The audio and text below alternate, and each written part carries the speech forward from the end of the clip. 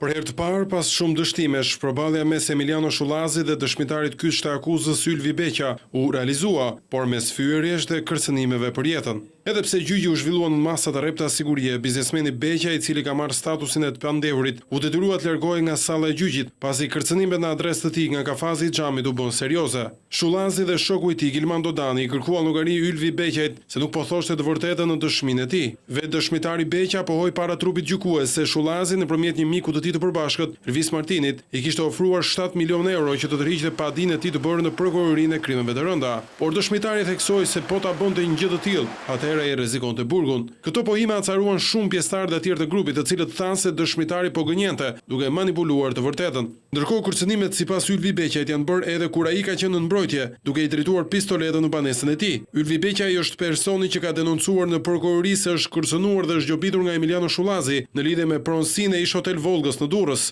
Ai është detyruar të jap 500.000 euro si dhe 30% të pronësisë së hotelit. Në akuzë bashkë me Shullazin janë edhe Endri Qyqa, Endri Zela, Gilman Dodani dhe Blerim Shullazi.